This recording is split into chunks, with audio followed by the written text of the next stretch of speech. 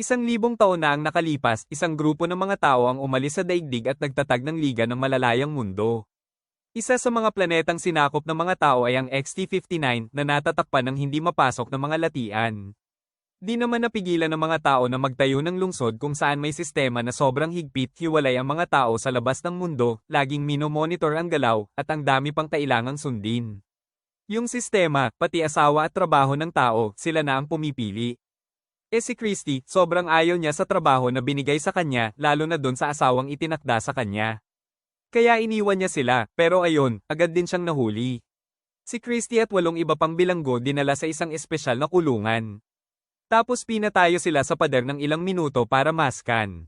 Lahat ng personal na info kinokolekta ng system tapos pinapadala sa central computers para makita ng presidente. Tapos sinabi niya sa mga advisor niya kung sino ang kailangang arestuhin at bakit. Habang tinatapos nila yung pag-scan sa lahat, dinala ng mga gwardya yung ika-10 bilanggo na may sako sa ulo. Sabi ng kapitan, gusto niya sanang barilin silang lahat pero bawal ng batas, kaya imbes na yon, ilalabas na lang sila sa mga latian. Kung makaligtas sila ng matagal-tagal para makatawid ng 300 kilometro papuntang silangan. Baka makita nila ang mga isla ng kaligayahan na magbibigay sa kanila ng kaligtasan. Pero si Christy, wala pa siyang naririnig na sino man na talagang nakarating sa mga isla kasi sobrang delikado ang mga swamplands. Tapos, ilalabas yung mga preso at yung guy na may bag, sasabihang magpatuloy lang. Pero may kutob siya, kaya tinadyakan niya yung bato, tapos nakita niyang nakaon pa yung dekuryenteng bakod. Bago sila umalis, ibinaba ng mga gwardya yung kahon na may mga gamit, tapos sinabi ng kapitan na kailangan nilang umalis within an hour. Kung may matira malapit sa pasilidad, papatayin sila. Binabalik ng kapitan yung bakod bago umalis kasama ang mga gwardya. Biglang natarante si Maria at tinangkang tumakbo papunta sa bakod, pero pinigilan siya ni Christy. Sabi ni Irvin, dapat magpakilala sila tapos malalaman nilang si Yas pala ay nakapag-serve na at kabisado na niya yung mga latian. Naputol yung usapan nang biglang lumabas yung nakakatakot na nilalang mula sa lupa, nanginginig pa yung katawan nito na parang mga sanga tapos bigla ring nagtago ulit. Sabi ni Irvin, tawag doon Sword, at kaya nitong maramdaman yung vibrations na tumutulong sa mga atake nito. Pagkatapos, binuksan ni Irvin yung kahon tapos nagsimulang magtulakan yung mga preso para makuha yung mga gamit. Kumuha lang si Erwin ng kutsilyo at sinabi kay Christy na ibaba na lang kung ano man yun kasi hindi na niya kailangan. Bigla isinara ni Yas yung kahon at sabi na wala raw makakaligtas dito sa mga latian, kaya't mas mabuti raw na sundan siya. Pero ayaw sumama ni na Irvin at Christy sa grupo kasi gusto nilang hanapin yung mga isla na hindi pinaniniwalaan ni Yas. Bago umalis, tinanong ni Irvin kung pwede niyang kunin yung parte nila ni Christy sa mga gamit pero tumanggi si Yas. Tapos, kinuha ni Irvin si Kym at tinthreaten na papatayin, kaya lahat sila baka mabaril ng mga gwardya kasi bawal mag-away. Hindi nito napigilan ng mga tao na magtayo ng lungsod kung saan lahat kontrolado. Kung mabubuhay sila at makatawid ng 300 kilometro papunta sa silangan, baka raw makarating sila sa Islands of Happiness na para bang redemption. Pero si Christy, never pa niyang narinig na may nakapunta roon kasi nga naman, delikado ang mga latian. Pero ayaw sumama ni na Irvin at Christy kasi gusto nilang hanapin yung mga isla na sa tingin naman ni Yas, gawa-gawa lang. Si Irvin naman, hila-hila yung kahon gamit yung lubad na nakatali sa katawan niya. Ilang oras na silang naglalakad nang biglang lumapit si Leila. Gusto niyang sumama at sabi niya, willing siya mag-share ng supply. Habang pinag-iisipan nila yung gagawin, biglang may nagpaputok sa kanila. Tumakbo sila ni Christy at nagtago sa likod ng bato. Hindi tinamaan si Leila, kaya malinaw na si Irvin ang target. Sinabihan ni Irvin si Leila na umalis na lang kasi halatang siya yung dahilan ng pag-atake. Galit na umalis si Leila at bumalik sa grupo niya. Pagkatapos nun, gumapang na lang sina Irvin at Christy para magpatuloy gamit yung kahon bilang panangga. Napansin ni Christy na may mga kakaibang nilalang sa ibabaw ng kahon.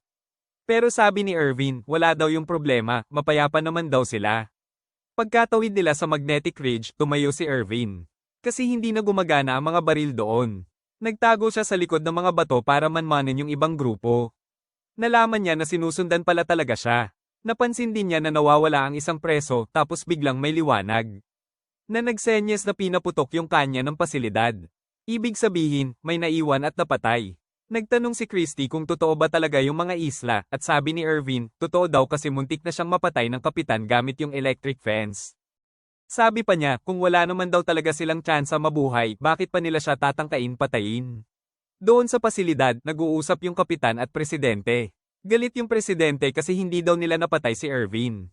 Tapos nalaman nila na yung nagpaputok pala ng baril ay si Matias, yung presong naiwan. Pero hindi pala siya preso. Gwardiya pala siya na nagpapanggap.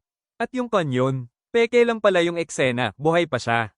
Makalipas yung ilang sandali, huminto si Christy at Ervin para magpahinga at uminom ng tubig. Biglang may lumabas na electrified na tentacle mula sa lupa at muntik na nitong atakihin si Christy. Tumalon si Ervin gamit yung balabal niya para pigilan.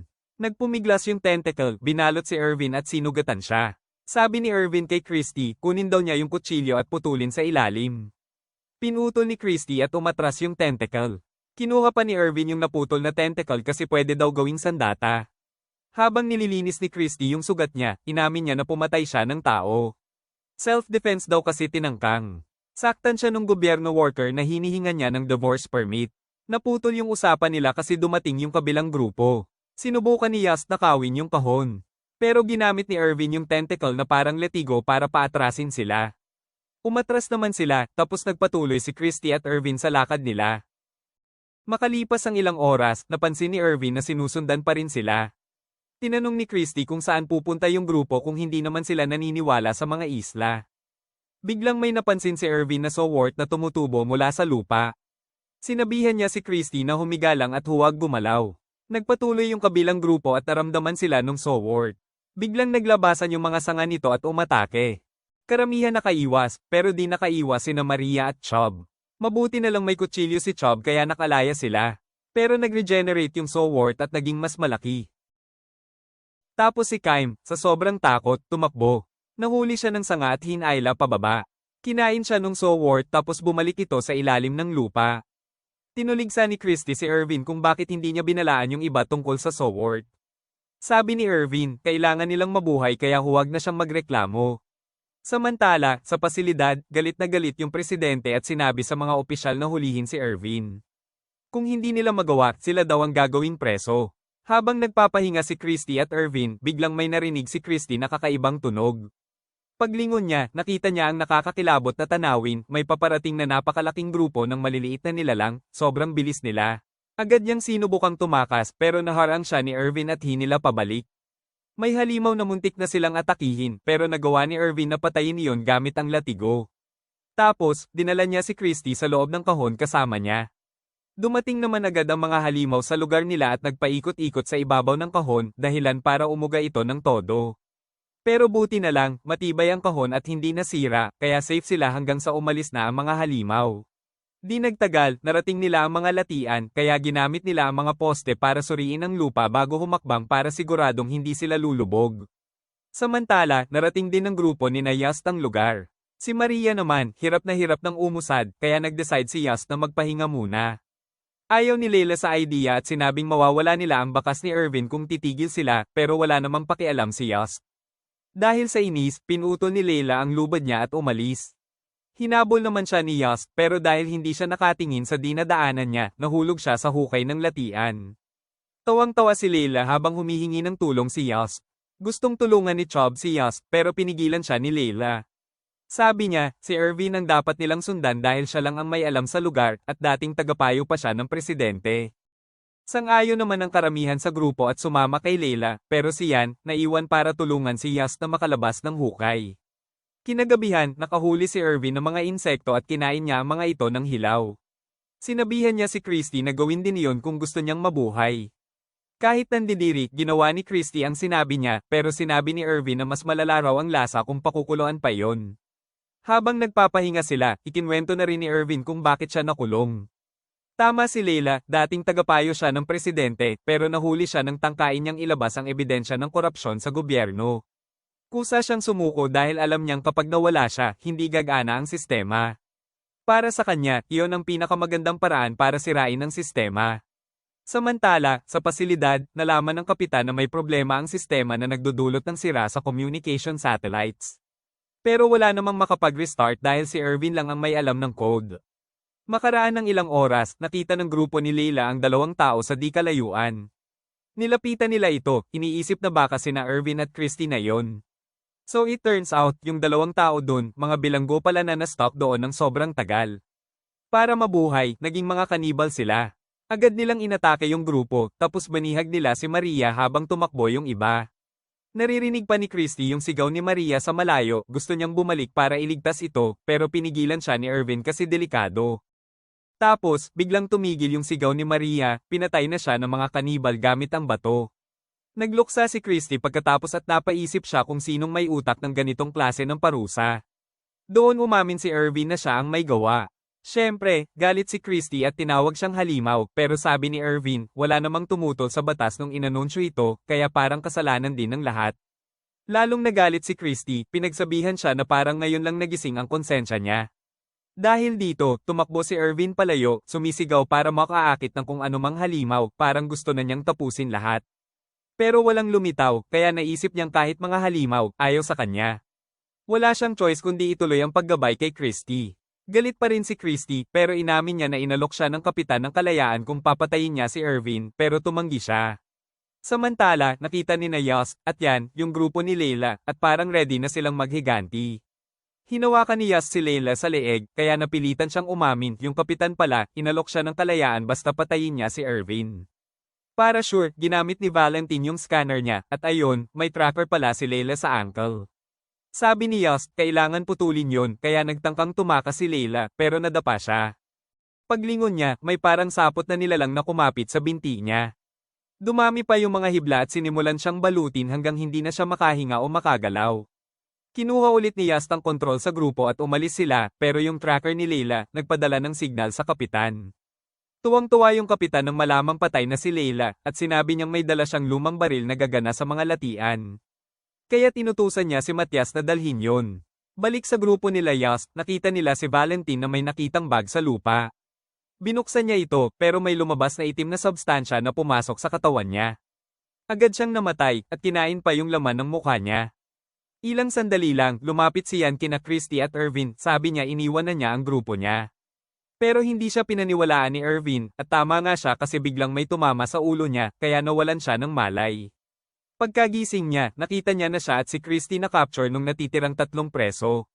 Sabi ni Yas, malapit na sila sa Rotten Shoal, pero kailangan nilang magplano bago lumapit kasi baka ma-ambush sila.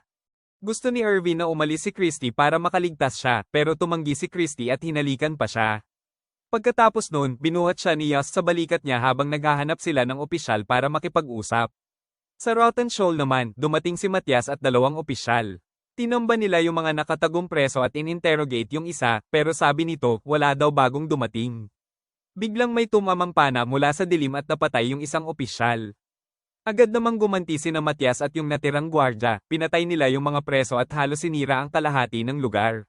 Samantala, nakapasok sina Yas at Irvin sa Rotten Shoal gamit ang secret tunnel. Tinago ni Yas si Irvin, tapos pumunta siya sa ibang kwarto para makipag-usap kay Matias. Nag-alok siya ng deal, at pumayag si Matias, binigay pa yung baril niya bilang guarantee.